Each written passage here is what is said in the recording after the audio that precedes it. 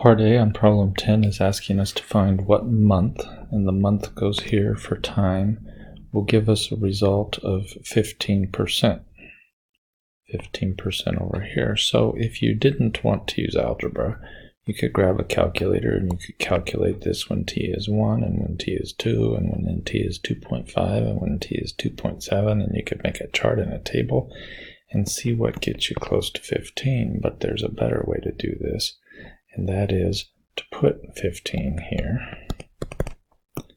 and use algebra to solve this equation. Now we're going to get the exponential quantity by itself by dividing both sides by 21.4. So I have 15 over 21.4 equals 0.914 to the t power. Now this 15 over 21.4, I could divide it on a calculator right now and get a decimal, but I tend to wait and do all my calculations at once. One thing that does for you is it gives you an idea whether you've done the right plan, and it gives me an idea whether you've done the right plan, and people who do the right plan in 12.7 get almost full credit no matter what. So try to do things the way I'm doing them. Now what I'm going to do is I'm going to take the natural log of both sides, because you can take the logarithm of both sides.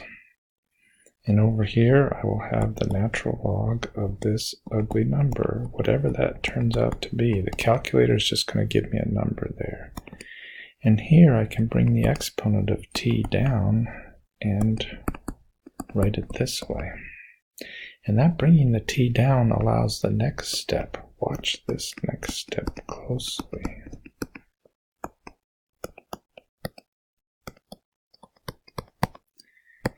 And now I know what t is. T is this, and I can't just do the natural log of a big, huge fraction. I've actually got to do the natural log here divided by the natural log here. So let's go over to Desmos and see what it has to say about this fraction.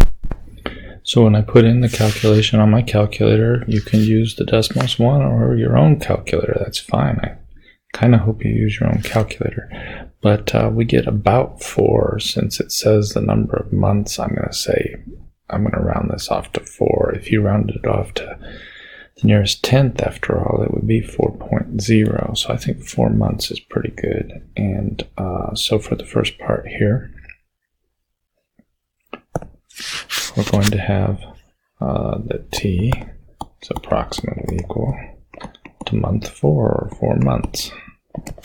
Now part B is exactly the same thing, except we want to know when it's going to be 5%.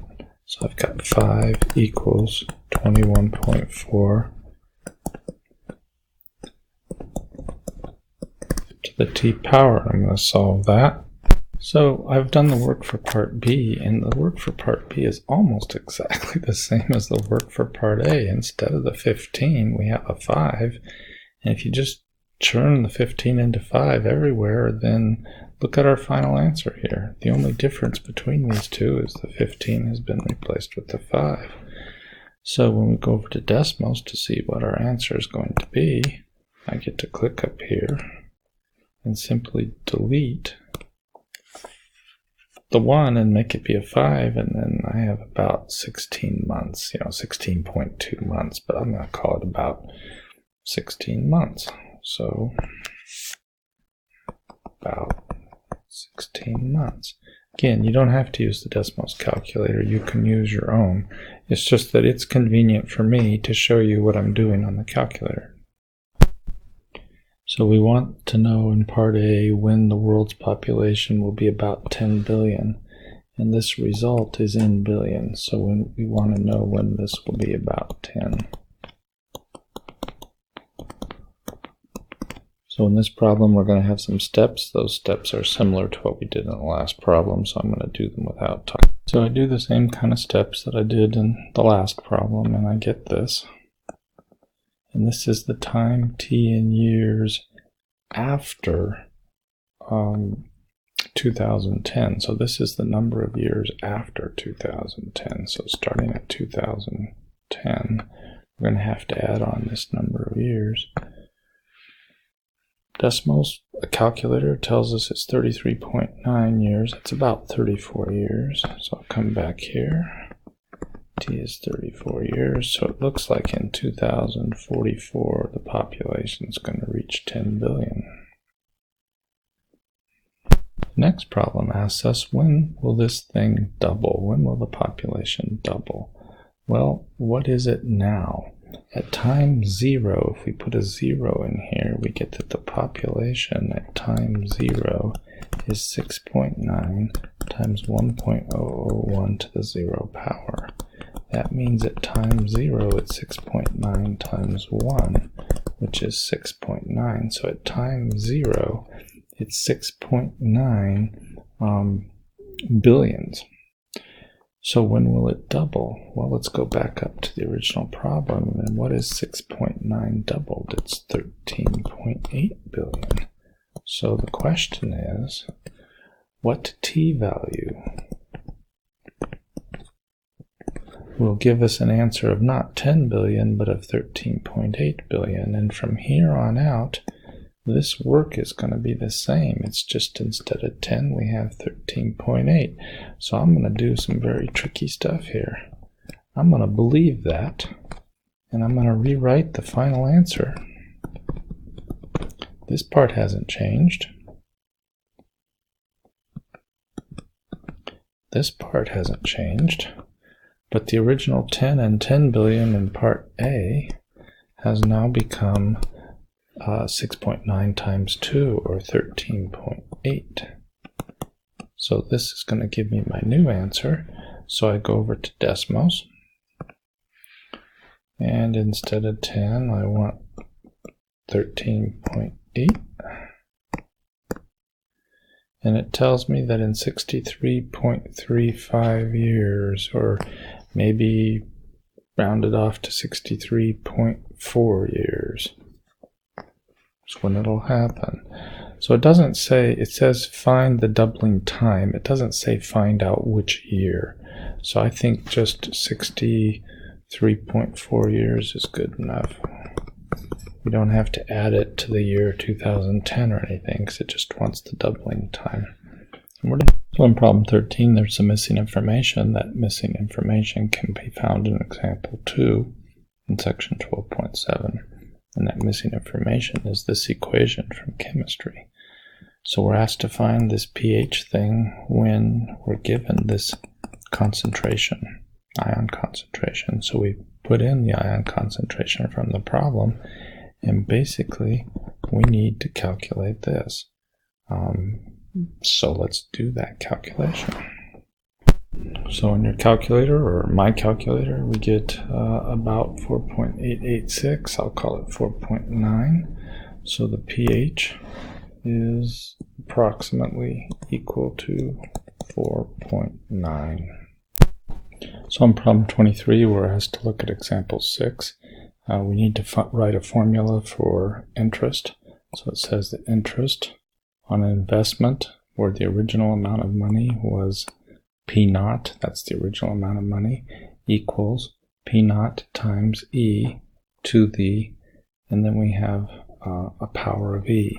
And that power of E on this example will be 0.025 T.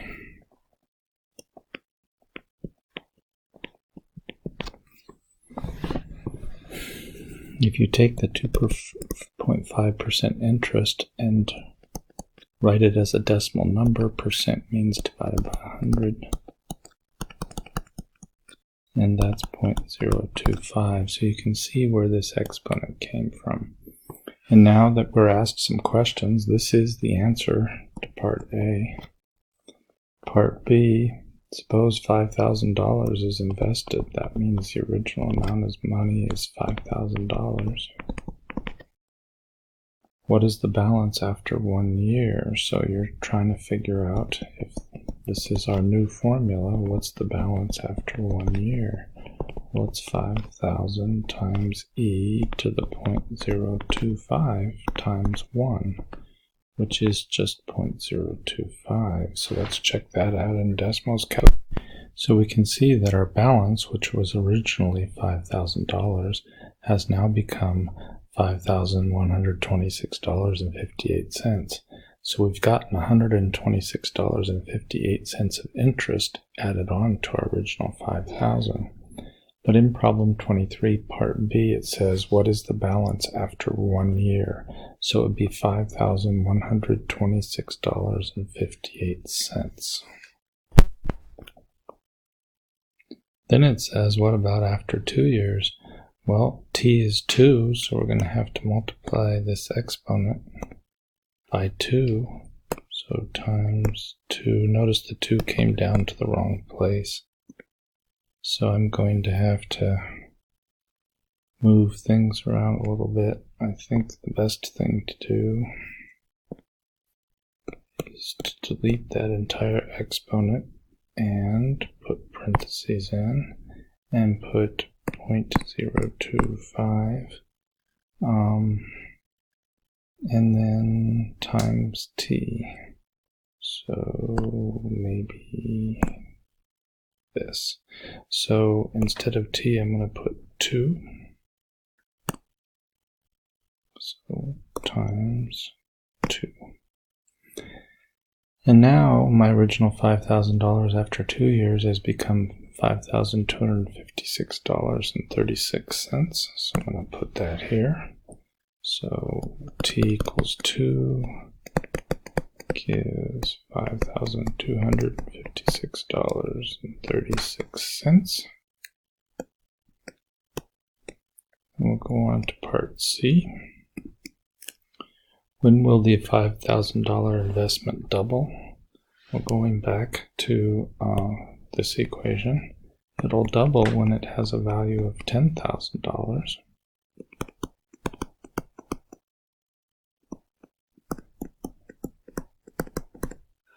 Dividing both sides by 5,000, we get 2 equals e to the 0.025t. I'm going to take the natural log of both sides. So I have the natural log of 2 equals, this will come down in front, times the natural log of e. The natural log of e is 1. So I'm going to have, when I divide both sides by 0.025, I have t equals the natural log of 2 divided by 0.025. Let's go over to decimals to see how that works. So when I do that division on decimals, it looks like you get about 28, call it 27.7 years. 27.7 years for my investment to double. That doesn't sound really excellent, does it? So approximately 27.7 years. The reason that doesn't sound great is 2.5% interest, while better than most bank accounts now, really isn't big enough interest to get terribly excited about. So we're done.